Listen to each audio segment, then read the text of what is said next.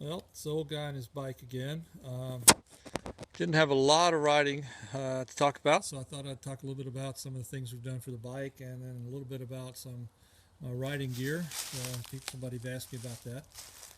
We did a couple of rides. We did a nice about 60-mile ride yesterday through the national forest, pretty much completely staying on the roads, dirt roads. It was, here it's been incredibly dry, so it was very, very dusty, and certainly drought conditions. So we didn't want to get off on any of the too much of the back trail has been so dry. Plus, it's the start of hunting season, and it's not the best place to be riding a bike around in the backwoods around here and during the first part of hunting season.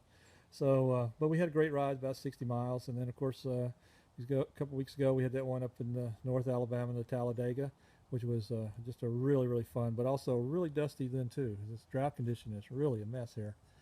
But one thing to tell you is that on that trip, finally hit the reserve on this, and I hit it at about 230 miles. What's that? About 370 kilometers. I got down before I had to hit reserve, so about 230. Since I don't have a fuel gauge, that's a good thing to know. To show you a couple of things. One improvements we made. One is this box. We put a Pelican case uh, on the back. It's just four simple bolts that we use to put it in, and it's been a really nice little case to have on the back to add some space and do some things. Lets me put in inner tubes and some other gear, some of my dry gear and water and things. Four simple bolts that we're able just to put in. Well, I can't see pretty well, but there are four little bolts down there that I put in with some sealant. A very easy install. It fits perfectly on the back. It doesn't bother anything, and it's really been I think a real help for hauling a little bit of stuff around with me. And I'm going to put some pannier bags on. I think I'll probably just put on some Tusk. They're out of stock right now, but as soon as I get some in, I'll probably install a couple of those. I don't need anything super extensive, just something to travel with, put some gear in. I think those will work out real well. The other thing to tell you is that we did put on some risers in the front, and those risers. So I can get a shot here. Yeah, these about an inch and a quarter risers right there really have helped me out. I'm a little over 6 feet, and I was having to slump over quite a bit to ride. So these have brought me up. I still can stand up, and my arms are still flexed, but they're uh, right down and working really, really well. So those have been a big help. And I've just enjoyed this bike. Every time I take it out, I enjoy it more and more.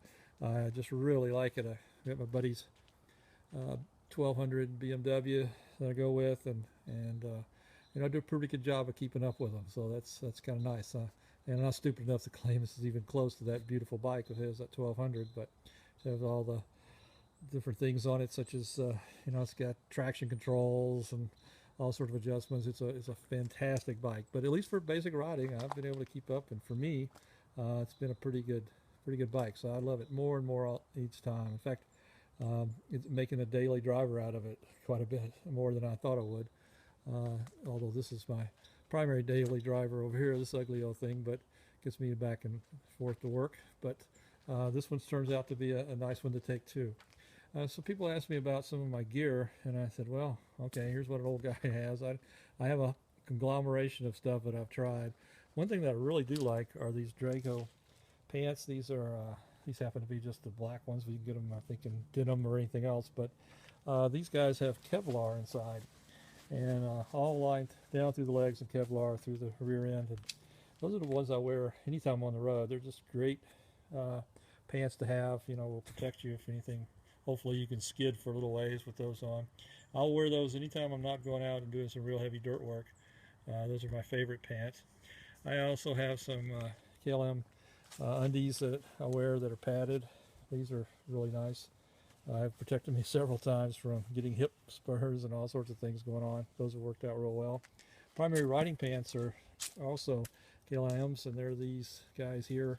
Of course, we're in the south, and so the big problem here is temperature most of the year is so hot that you need something that'll open up. And the nice thing about these guys is they have these openings that really let a nice air through and still keeping you dry if you need to zip them up.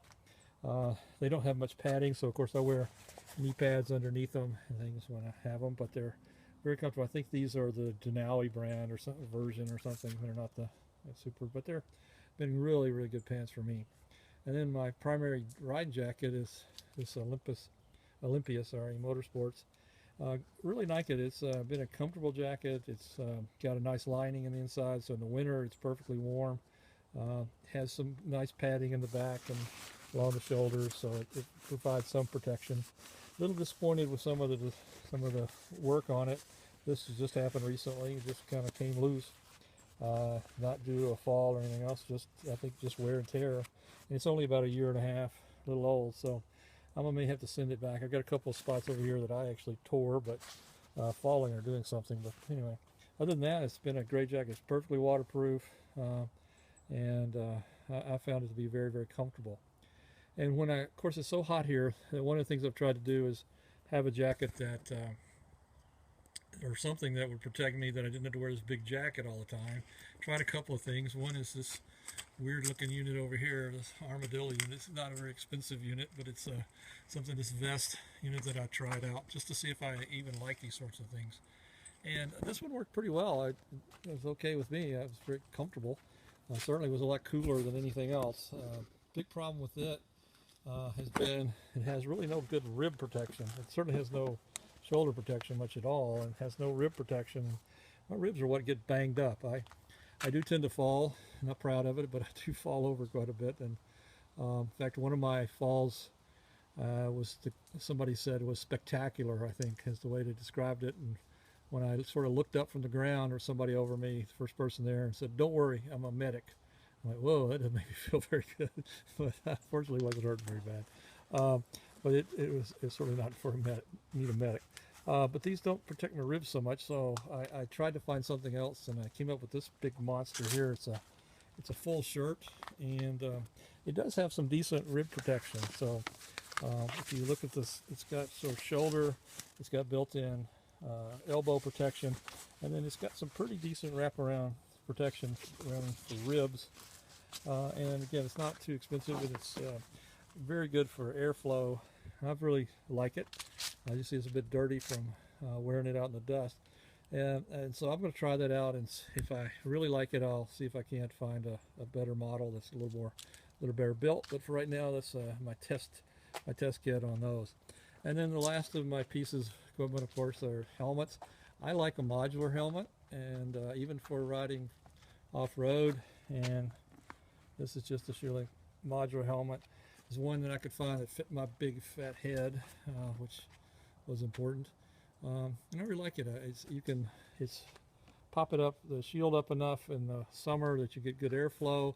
It's got good airflow anyway. In the winter, you can close it all down. It's very warm. It's got some pieces you can add in to give you some good warmth. And it is, like I said, sized for me. It was one of the models that's that. The one disappointing thing is that the cheek pads that come with it are way too thick, and I think I see that a lot on the web. People complain about that, and I don't know why they don't send smaller ones. I had to buy the smaller ones so my cheeks would fit in. But other than that, it's a fantastically comfortable helmet. Okay. Well, hope you guys have a great week, and I'll hopefully have some ride videos to show you soon.